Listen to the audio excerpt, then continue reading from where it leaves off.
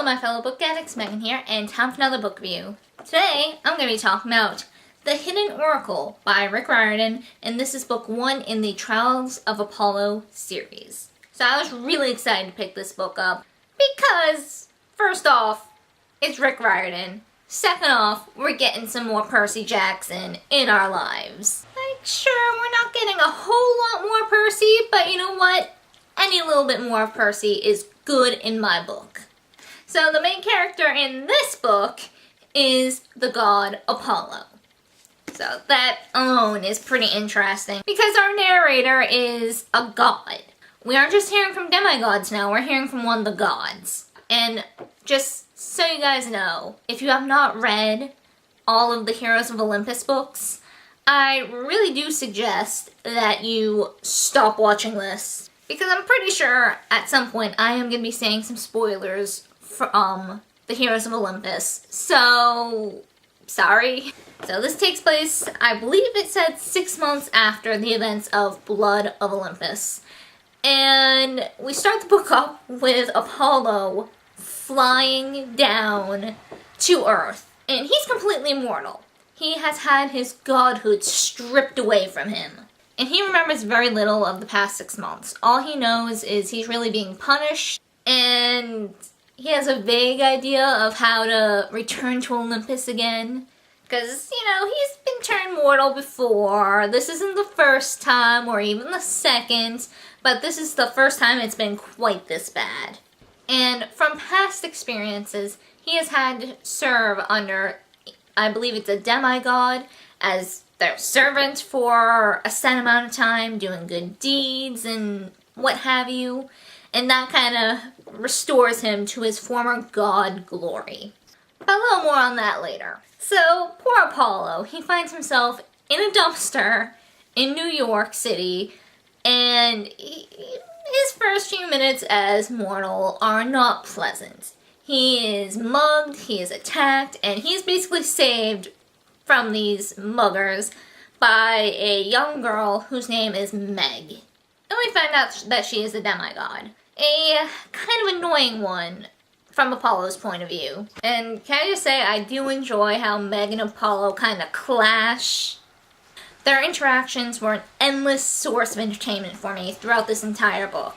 So, through a very humorous turn of events, Apollo is basically put into Meg's service. Originally, when he remembered, oh, I can do this and maybe I can become a god again, he instantly thought of Percy. And instead he ends up being basically Meg's god-turned-mortal servant, much to his utter dismay. So that didn't work out well in his favor, and the next thing on his mind is getting to Camp Half-Blood. And he's hoping with the help of Chiron that, you know, maybe he could fill in some gaps and maybe help him out.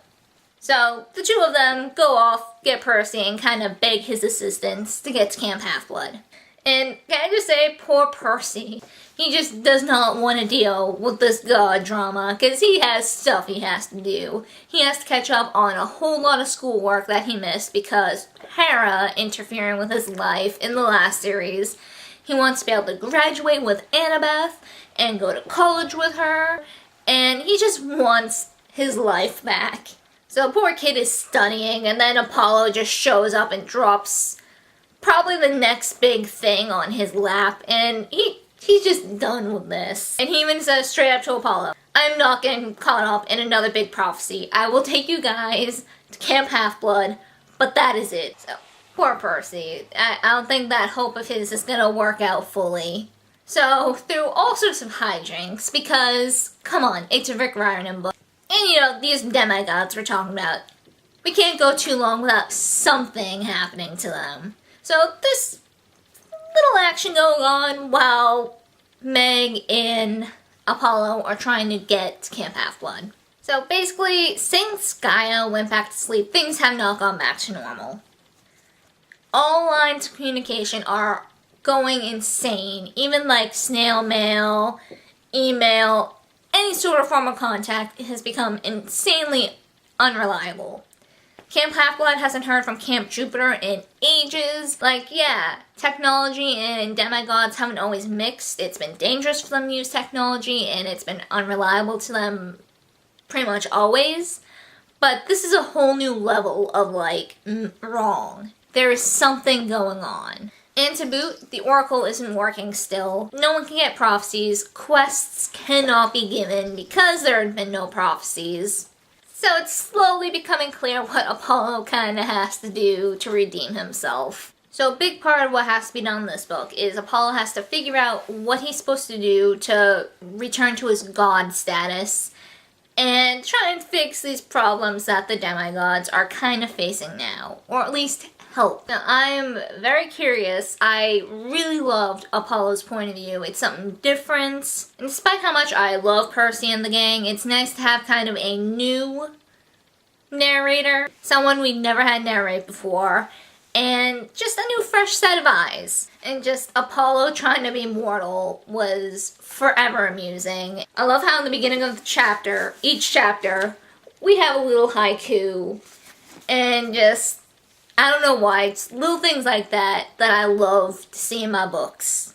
So that's all I feel really comfortable saying without giving spoilers. So if you have not read The Hidden Oracle yet, I highly recommend you click away now and come back after you catch up. So it's made very clear that what Apollo really has to do to reclaim his god status is to find the oracles and free them. Apparently, some of the Roman rulers from the past are still alive and have been working in the shadows for years. And they basically want to rule the world.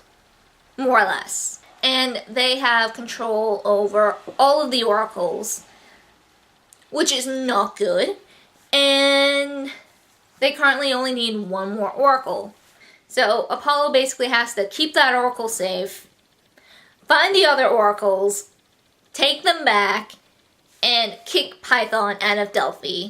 And of course, that's gonna be much easier said than done, because first off, we don't even know what the other oracles are. And even once he finds and frees all of them, getting back the Cave of Delphi is not gonna be easy, because last time he fought Python, first off, he was a god.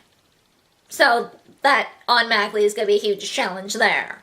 Second, the battle was extremely grueling, so even when he was a god, it was a difficult fight. So now that he is mortal, it's going to be even doubly difficult. So we have a good idea of where this series is going. And because this series is going along the same time as Magnus Chase, I'm sure it's pretty safe to say that at some point, at least one point throughout these series, they will overlap at some point. Or, you know, at least I feel it's safe to say that. It was very interesting, Apollo interacting with his children. It had that kind of awkwardness, but there was that family love there. Even though most gods don't really pay that much attention to their kids, I did like how Will and the other Apollo kids were pretty welcoming and pretty damn nice to Apollo. And I am loving how we are getting some Will and Nico together. They are an adorable couple, and I am excited to read more about them alone. That is one couple that I have very happily shipped together. So throughout some of this book, Apollo has managed to remember one of the oracles. And it's this little grove that the Queen of the Titans, Rhea, planted. Apparently, they thought it was lost, cut down, destroyed, but it is still going, it regrew, and conveniently enough, it's right by Camp Half-Blood. So Apollo and Meg try to find it to save it because it is under threat. These Roman leaders want to find it and control it, and if they can't control it, they will destroy it. So Meg and Apollo go through this little adventure trying to find it. Apparently, campers have been vanishing, and it wasn't until 2 of Apollo's kids went missing that he kind of flipped out and really started to look for it. So he finds it, but with that discovery, there is a cost. We actually find out that Meg is on the side of these Roman leaders.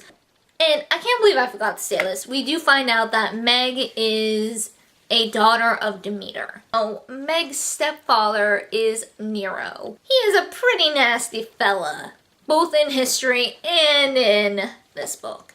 Just the fear Meg has for him makes my heart go up for her. Like, I totally understand why she's siding with him, despite the fact that he technically killed her biological father. Apparently he managed to kind of brainwash her into thinking, oh no, it wasn't me, it was the beast. Even though in any other situation I would have hated her for the stuff she's done, the trickery, I can't hate her because she's a kid. And Nero kind of messed her up a bit. And in the end, in this book, she did kind of make the right choice. She wouldn't let him burn down the forest, and she did what she could to stop him. Thankfully, they do manage to save the grove, and even better, Camp Half-Blood has an oracle now, so they can send out quests.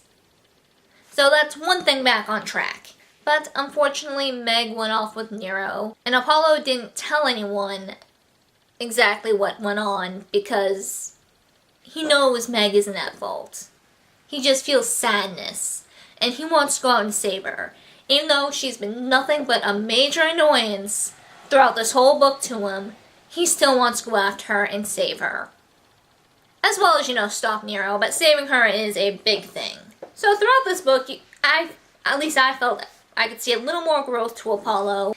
He's still a bit delusional, a little bit too full of himself, but I feel he has kind of grown a teensy bit in this book, and I hope to see more of that as the series continues. I also feel Percy's gonna get dragged much further into this than he had hoped, and it seems like we are definitely gonna be getting Leo and Calypso more, which makes me happy because I love Leo, and so far I think him and Calypso are adorable. So yeah, all in all, I thought this was a great start to another awesome Rick Riordan series, and I'm very excited to see where Apollo goes from here, whether Meg can be redeemed or not, whether she makes the right choice and joins Apollo permanently, how they take down Nero, and there are 2 other Roman emperors who are in on this, so want to see who they are. So yeah, that is it for this review, and I hope to see you guys next time. Keep on reading, my fellow book addicts. Keep on reading.